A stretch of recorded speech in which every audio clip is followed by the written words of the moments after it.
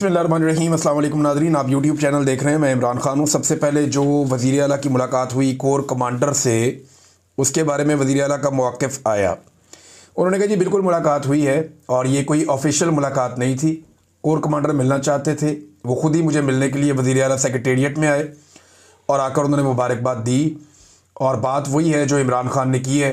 जो बात हम बाहर करते हैं वही बात हमने अंदर की है, कोई ऐसी खुफिया बात नहीं है।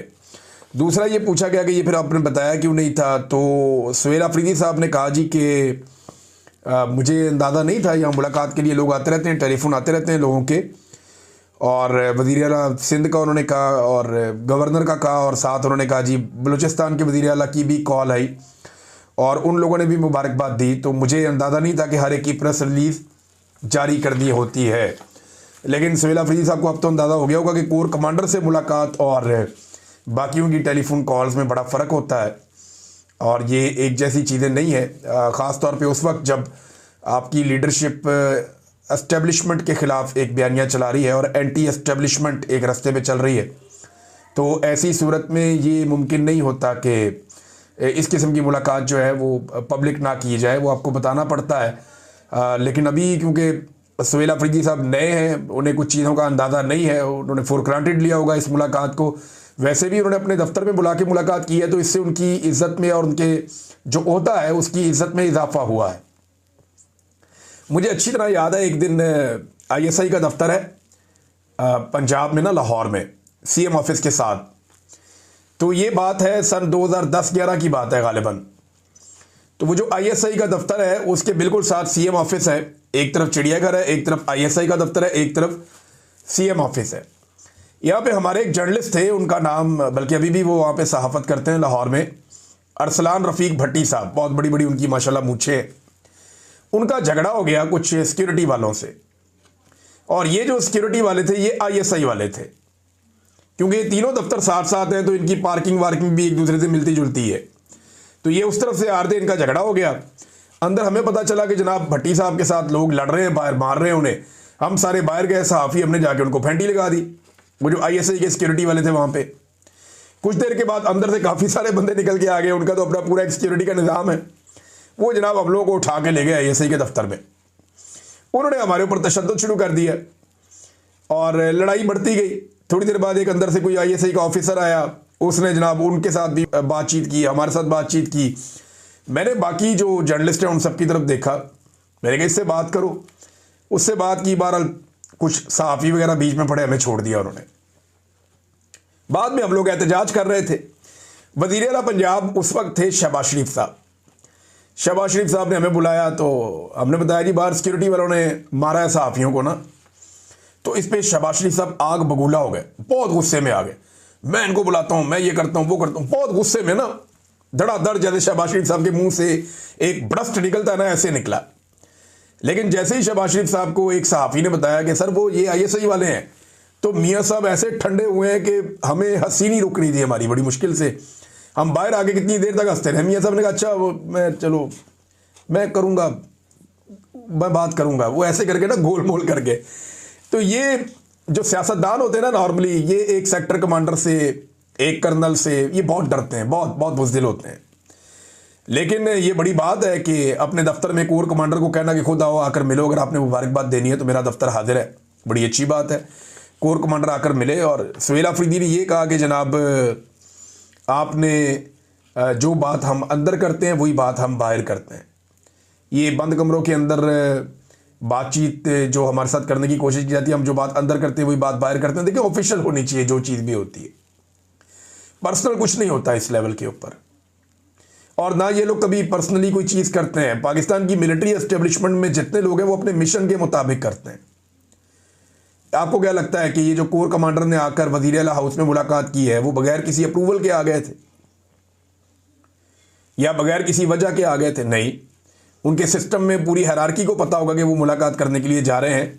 तो यहाँ अनऑफिशियल कुछ भी नहीं होता और चीज़ें जो है उनको ब्लैक एंड वाइट रखना चाहिए। इमरान खान साहब ने कहा था कि मैं अपनी कौम से कभी झूठ नहीं बोलूँगा और ना आपका सर नीचे होने दूंगा। बहरहाल सुहेल अफरीदी साहब ने बताया कि जी मुझे फिर इमरान खान साहब से मिलने नहीं दिया गया। ये अडियाला जेल पहुंचे, इमरान खान से मिलने की कोशिश की, अदालती अहकामात इनके पास थे। इन्हें फिर इमरान खान साहब से मिलने नहीं दिया गया। ये वज़ीर आला की मुलाकात की एक कोशिश और भी नाकाम हो गई। अब एक सूबा है जहाँ पे इस वक्त एस्टेब्लिशमेंट जिद कर रही है कि उसके वज़ीर आला को हमने उसके लीडर से नहीं मिलने देना। यहाँ पे अमन व अमान के संजीदा मसाइल, दहशतगर्दी यहाँ पे बढ़ती चली जा रही है, उसे कंट्रोल करने के लिए सूबाई हुकूमत के पास एक क्लियर डायरेक्शन होनी चाहिए और इस हवाले से सुहेल अफरीदी को जाकर इमरान खान साहब से बात करनी पड़ेगी। फिर जनाब गवर्नेंस के इश्यूज हैं उनके तब तक पूरी तरह हल नहीं होंगे जब तक कि वुज़रा हलफ नहीं उठाएंगे। अब हमारे जो कई सहाफ़ी हैं, मीडिया के लोग, वो ये कहते हैं जी कि हलफ क्यों नहीं उठा रहे, काबीना क्यों नहीं बना रहे। हालांकि इसमें कानून में कोई इतनी सख्ती नहीं है, लेकिन दूसरी तरफ यही लोग ये बात नहीं पूछ रहे कि कानून के मुताबिक जब अदालत ने वाज़ेह हुक्म जारी कर दिया, अदालत का क्लियर ऑर्डर मौजूद है कि जनाब इनकी मुलाकात करवाएं, तो फिर मुलाकात क्यों नहीं करवा रहे।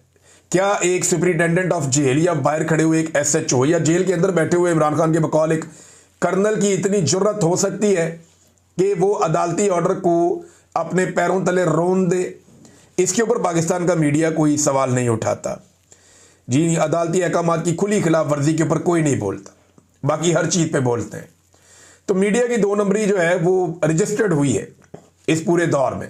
और जिन लोगों ने आवाज़ उठाई, जिन लोगों ने यह कहा कि अदालती अहकामात के बावजूद मुलाकात क्यों नहीं करवाई जा रही, उन लोगों को मीडिया से अलग किया गया। जिन लोगों ने सच बोलने की कोशिश की उनको मीडिया से हटा दिया गया, उन्हें बाहर निकाल दिया गया और उनको निशाने इबरत बनाया गया। ये हम लगातार होता हुआ देख रहे हैं और अब तक देखते ही चले जा रहे हैं। सुहेल अफरीदी ने इमरान खान साहब से मिलकर हासिल क्या करना है, ये बहुत इंपॉर्टेंट है। नंबर 1 तो वो जो इस वक्त दहशतगर्दी के खिलाफ लड़ाई जिस जगह पहुंची है, या ड्रोन हमलों की जो सिचुएशन है, या जितने भी मामलात हैं उनके ऊपर वो डिटेल बात करना चाहते हैं, क्योंकि उन्होंने सारी सिचुएशन इमरान खान साहब को बतानी है कि जी अगर ड्रोन पे आप नॉमिनेट FIR करवाना चाहते हैं तो ड्रोन हमला तो करती है पाकिस्तान की रियासती इदारे। फिर हम एक नई सिचुएशन में होंगे, आप बता दें, और उस पर पुलिस का रद्द अमल भी होगा, पुलिस करती है नहीं करती, वो सारे मामलात हैं। दूसरा यह है कि ऑपरेशन के ऊपर हमने किस तरीके से चलना, मामले को किस तरफ लेकर जाना है, किस तरह का ऑपरेशन हम कोऑपरेशन दे सकते हैं और किस लेवल के ऑपरेशन के अंदर हमें उनको रोकना है। और मिलिट्री ऑपरेशन तो बिल्कुल एक कोई सोल्यूशन तो है नहीं, ये तो इमरान खान साहब कहते हैं, तो फिर सोल्यूशन की तरफ किस तरह लेकर जाना है, ये सारी बातें उन्हें इमरान खान साहब से करनी पड़ेगी। इमरान खान साहब ने आज से 20-25 साल पहले भी जो इस खित्ते के बारे में कहा था, वो सारी बातें वक्त के साथ साथ दुरुस्त साबित हुई।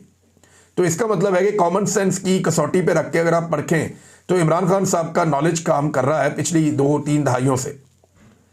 लिहाजा ये बात अब समझनी पड़ेगी बाकी स्टेक होल्डर्स को भी कि इमरान खान साहब से मुलाकात करवा दें। फिर जो इमरान खान साहब की एक एहतजाजी सियासत है कि पाकिस्तान में इंसाफ दिया जाए, मैंडेट चोरी किया, मैंडेट वापस करें, 9 मई की जुडिशल इंक्वायरी करें, 26 नवंबर की जुडिशल इंक्वायरी करें। अब ये जो साने मुरीद के हुआ जिसमें कत्लेआम हुआ, इसकी एक जुडिशल इंक्वायरी करवाई जाए। जबरी तौर पे इंसानों को लापता किया जा रहा, बेशुमार चीज़ें, इमरान खान साहब के लंबे मुतालबात हैं, लेकिन बेसिक चीज़ें मैंने आपके सामने रख दी हैं। अब उस हवाले से जो एहतजाजी तहरीक है वो कब चलेगी, इसमें कुछ लोगों का ये कहना है कि नवंबर का महीना आ रहा है। पिछली मरतबा इन्होंने नवंबर के महीने में कत्लेआम किया था पाकिस्तानियों का, क्या इस मरतबा दोबारा से नवंबर के महीने में एहतजाज करना चाहिए? एक सोच तो ये कि ये बिल्कुल करना चाहिए और दोबारा इस्लामाबाद जाना चाहिए, रास्ते बंद करने चाहिए। अलग अलग किस्म की लोगों की राय है। तो एक तो राय ये है। दूसरी राय ये है कि अभी मोमेंटम पकड़ा जाए, मोमेंटम को बढ़ाया जाए, 26 नवंबर तक इस मोमेंटम को पीक पर ले जाए, दिसंबर जनवरी के अंदर जो है वो अपनी तहरीक को ऊपर लेकर जाए और 2-3 महीने लेकर जब तहरीक पूरी तरह तैयार हो तो फिर एक बड़ा एहतजाजी सिलसिला पाकिस्तान में शुरू किया जाए। ये 2 अलग अलग तरह की राय लोगों की, लेकिन फैसला किसने करना है? फैसला करना है इमरान खान ने। ये बात इमरान खान की बहनों ने भी कही और यही बात उनकी बहनों को भी रोका गया। आज मुलाकात के लिए वो जा रही थी, उनका दिन था। SHO ऐसे पकड़ के रोक लेते हैं। धक्कम पेल भी हुई है वहाँ पे, वो शाहिद खटक को धक्के पड़े हैं, बाकी जो कुछ MPs थे वहाँ पे, कुछ अरकान थे, उनको भी धक्के पड़े हैं। पुलिस जो है वो जाने नहीं दे रही, किसी को भी अडियाला जेल के करीब पटकने नहीं दे रही। तो मुलाकात होना तो दूर की बात है, बाद में जाके सुपरिटेंडेंट ऑफ अडियाला जेल ये कह देता है अदालत में कि जनाब मेरे पास तो कोई आया ही नहीं।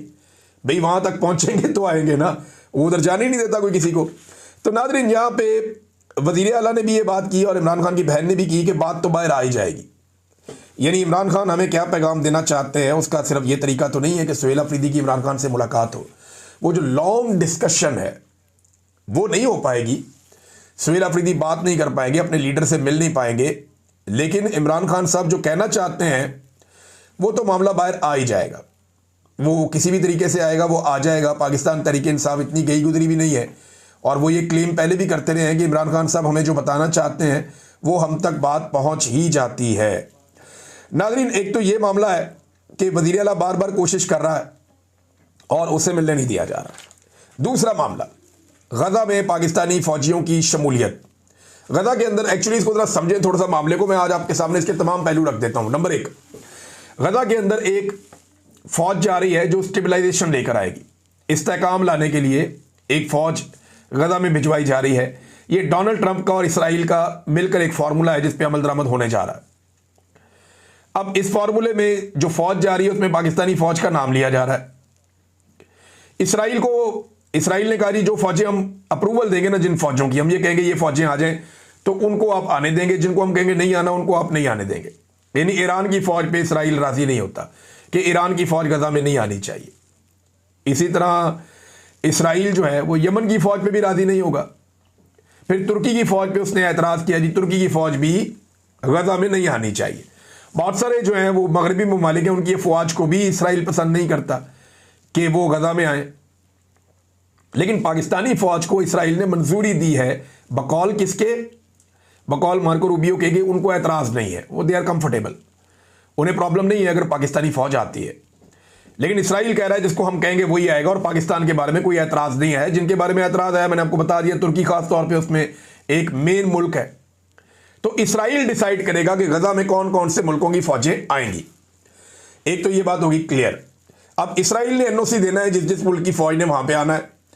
यहाँ पे कुछ अखबारात हैं वो ये दावा कर रहे हैं बैनुल-अक़वामी सतह पे, लेकिन कोई बड़ा अखबार ऐसा नहीं है, कोई ऐसे मुस्तनद ज़राए अभी तक मैदान में नहीं आए जो इसकी तस्दीक कर सके। लेकिन इसराइली अखबारात बड़े डेंजरस हैं। अगर ये चीज़ हुई है तो आने वाले दिनों में आपको इसराइली अखबारात बता देंगे। दावा ये किया जा रहा है कि आसिम मुनीर साहब ने जो मिस्र का, उर्दन का और सऊदी अरब का दौरा किया है, इसमें याद रखिएगा कि इन ममालिक ने, सऊदी अरब ने नहीं किया हुआ, इसराइल को तस्लीम किया हुआ है। तो आसिम मुनीर साहब का जो मिस्र का दौरा था, इसमें कुछ लोग कहते हैं कि उनकी कुछ मुलाकातें हुई हैं। अब ये दावा किया जा रहा है चंद तहरीरों में। अभी तक इसराइली अखबारात ने, अमरीकी अखबारात ने इसका जो है वो कन्फर्मेशन नहीं दी, ना किसी और दुनिया में ये छपी है। एक अफगानिस्तान टाइम्स है, वहाँ पे आई है, एक दो और जगह हैं, एक बी न्यूज़ है, वहाँ पे कुछ जगहों पे ये खबर आई है। लेकिन इसकी कन्फर्मेशन आ जाएगी अगर ये सच्ची होगी तो। खबर ये दी जा रही है कि जनाब वहाँ पे कुछ इसराइलियों के साथ मुलाकातों में चीज़ें तय हो गई हैं, जिसके बाद इसराइल को अब पाकिस्तान की गज़ा में आमद पर कोई एतराज़ नहीं होगा। लेकिन चले मेन खबर की तरफ आते हैं। यहाँ पे ना दो तरह की खबरें आपके सामने रखी जा रही हैं। एक तो मैं आपको बताता हूँ कि सरकारी कैंप या मौजूदा रजीम इसके बारे में क्या कह रहा है कि पाकिस्तानी फ़ौज पहुँच जाए अगर गज़ा में, और अवामी कैंप इसके बारे में क्या कह रहा है अपोजिशन का, और होने क्या जा रहा है दरअसल ये भी मैं आपको बता देता हूँ। नंबर एक, जो सरकार है या सरकारी जो हमायती है उनका ये कहना है कि ये तो एक बहुत बड़ी सआदत है कि पाकिस्तानी फ़ौज अगर गज़ा में पहुंच जाती है तो ये इसको जोड़ेंगे बैतुल मक़दस के साथ, मस्जिद अल अक़सा के साथ। लेकिन याद रखिएगा कि गज़ा से वेस्ट बैंक या जेरूशलम या मस्जिद अक़सा ये 100 किलोमीटर के फासले पर है, और ये जो बीच वाला 100 किलोमीटर है इस पर इसराइल है, ये इसराइल की मलकियत है। इसमें कोई पाकिस्तानी फ़ौजी दाखिल भी नहीं हो सकता, सवाल ही पैदा नहीं होता। तो एक तो ये कहा जाएगा आपको मंजन ये बेचा जा रहा है, कहना शुरू हो गया कि ये तो एक बहुत बड़ी सआदत है, फ़लस्तीनियों की हिफाजत का फरीज़ा सर अंजाम देंगे, ये भी कहा जा रहा है। बैनुल-अक़वामी हैसियत में पाकिस्तान की इजाफा होगा, ये भी कहा जा रहा है, और उम्मत मुस्लिमा में पाकिस्तान का मुकाम बुलंद होगा, ये भी कहा जा रहा है। अब जो इसकी अपोजिशन है, जो दूसरी तरफ के लोग हैं या अवामी हल्के हैं, वो क्या कह रहे हैं? वो कह रहे हैं कि ये ट्रंप की इसराइल को महफूज बनाने की एक साजिश का हिस्सा है। नंबर दो, वो ये कह रहे हैं कि ये इसराइल को नहीं हमास को कंट्रोल करेगी। ये जो फौज जाएगी, मुख्तलिफ ममालिक के फौजियों पर मुश्तमिल जो फौज जाएगी, ये हमास को कंट्रोल करेगी, इसराइल को कंट्रोल नहीं करेगी। फ़लस्तीनियों की जो मज़ामत है वो हमेशा के लिए ख़त्म हो जाएगी, ये भी दावा किया जा रहा है। और इसराइल की मंजूरी से गजा जाने से सआदत हासिल नहीं हो सकती। अब दूसरी तरफ का मौक़िफ़ जो है वो ये है, होगा क्या वो आपको बाद में बताता हूँ, लेकिन अल्लामा राजा नासिर अब्बास साहब ने एक बड़ी ज़बरदस्त इसके ऊपर तहरीर लिखी है। वो तहरीर मैं आपके साथ शेयर करना चाहता हूँ। वो कहते हैं जी, मैं हुकूमत पाकिस्तान के उस मुबैना मनसूबे पर गहरी तशवीश और दो टोक मुखालफत का इजहार करता हूँ जिसके तहत पाकिस्तान के फ़ौजी एहलकारों को नाम नहाद इंटरनेशनल स्टेबलाइजेशन फोर्स ISF के हिस्से के तौर पर गजा भेजने की तैयारी की जा रही है। ये फोर्स अमन या इंसाफ के क़याम के लिए नहीं, बल्कि दरअसल अमेरिका की क़यादत में बनने वाला एक ऐसा ढांचा है जो इसराइली कब्जे को ख़त्म करने की बजाय उसे बरकरार रखने के लिए बनाया जा रहा है। इसमें शमूलियत पाकिस्तान को एक कब्ज़ा सहूलतकार के तौर पर पेश करेगी। ऑक्यूपेशन एनेबलर, यानी कब्ज़ा जो है वो इसराइल का है और उसके सहूलतकार के तौर पर पाकिस्तान को पेश करेगी। सबसे पहले मौजूदा शक्ल में ISF का क़याम गजा पर इसराइली कंट्रोल को जायज़ करार देने के मुतरादिफ होगा। ये किसी गैर जानिबदार अमन फोर्स की बजाय कब्जे की नई शक्ल बनकर सामने आएगी जिसमें इसराइली जारहियत को मुसलमान ममालिक की शमूलियत के जरिए छुपाने की कोशिश की जाएगी।